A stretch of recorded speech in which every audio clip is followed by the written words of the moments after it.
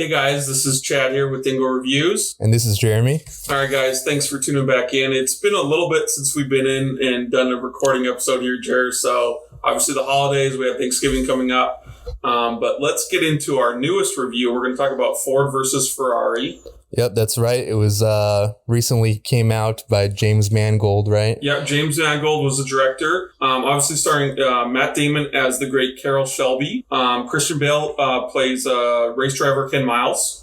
Right. And then, Jared, why don't you just kind of tell us maybe a little bit about the synopsis of this film? Yeah, I mean, it was pretty simple. It's very straightforward. It's a race, right? And essentially Ferrari had been the top in Le Mans for like 4 years in a row. Yeah. Ford wasn't even a contender, because they were making like consumer grade cars. Right. They were doing their little, Ford Pinto or whatever. Whatever was in the early 60s, right? Yeah, it was like just their get to the grocery store cars. Yeah. And basically what happened is Ford didn't want anything to do with the race because he's like, it's a waste of money. Yeah. But then Ferrari made some sort of remark about him saying he's like all these bad names, whatever, right? They were basically saying like Fords are just built in a plant and they come off the assembly line. I think the line was, you build your ugly cars in your ugly plant, right? Yeah, something like that. So, Henry Ford II at the time, right? Right. He gets kind of, egotistical. He gets kind of butthurt, whatever. And he's like, you know what? Screw that guy. We're going to go to Le Mans. We're going to build the fastest car. We're going to beat these guys at their own game, basically. And then this is kind of the story of how that happens, right? They involve Carroll Shelby, who at the time, he had won, I believe he was the only American at the time. Whoever won Le Mans. A previous Le Mans, racing a foreign car. Mm-hmm. So now it's kind of like, hey, we're going to bring in American cars. We want to race American cars at Le Mans. And then, Carroll Shelby brings in Ken Miles, which was Christian Bale's character. And then we kind of have that whole story evolve from there. Yeah. And I think, that's about as much as we need to say about the movie without ruining the end. Yeah. But if you want to know, it's a real life story. So you could just literally Google the story. Google it, and you can definitely see how history played out. And I think this is, from my understanding, this is kind of a close interpretation. I think they got most of the stuff correct. I'm not sure. Yeah. And I would say that there are a couple things I liked about the movie. Of course, the number one thing is the interaction between Christian Bale and Matt Damon. Yep. Right. They did a great job portraying Matt Damon's character, Shelby, really did seem like a Texan from the 60s, like that kind of guy. And I like that he had like a little, a little tick, right? He had to take his little heart pills, right? I liked that. Yeah. It had a little character to it. Yeah.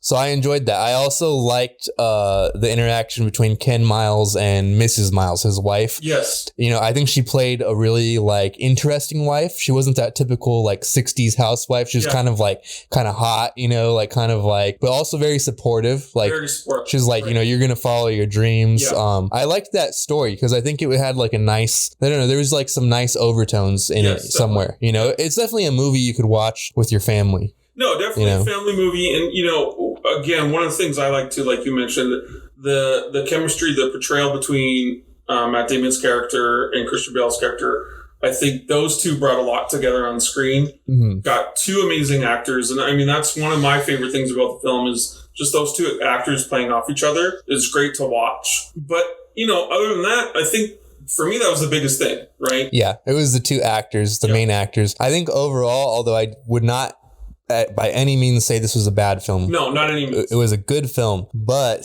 I will say that looking back on it, because I saw it, we saw it a couple weeks ago, I can't really remember too many memorable scenes except for, one we've talked about, which I don't know if we want to say it. Yeah, let's not go into kind of spoilers. Yeah. If you're not familiar with the history, we don't want to ruin that part of the film for you. Right. But yeah, there's a couple scenes in there that we had to think about a little bit to kind of remember. Yeah. Right.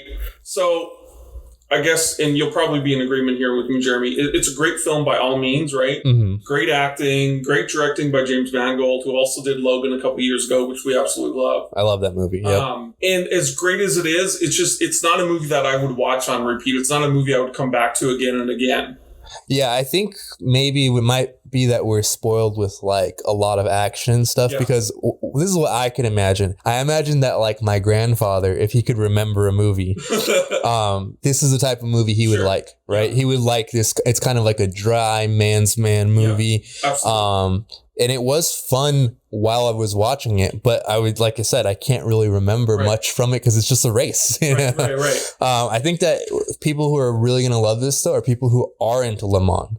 Absolutely. Like if you're actually into that type of racing, you're going to love it. I do remember that I recently watched this documentary on Senna. I think his name is something Senna. Okay. But he was the famous race car driver from Formula One. Okay. And I didn't know anything about it, but I watched that whole documentary. And to me, honestly, that documentary was a little more interesting than this movie. Okay. Because it was real life. Right. I think like the excitement of racing is that it's real and someone might get hurt, right? We're in the movie. We're watching a reenactment of events that happened. So yeah. Obviously, we know the actors are going to be okay because it's not an actual race. Exactly. Yeah, I mean, I think overall for me, if we're going to score it, we'll give out our Dingo reviews because, like you said, I don't think we can. There's not too much to delve further into this film. It's a straightforward film. Yeah. I'm going to give it an 8 out of 10 Dingos. Yeah, I'm in exact agreement. I also give it an 8 out of 10. I think it's solid, and I think that a lot of people are going to like it. Just for me, it wasn't exactly my cup of tea.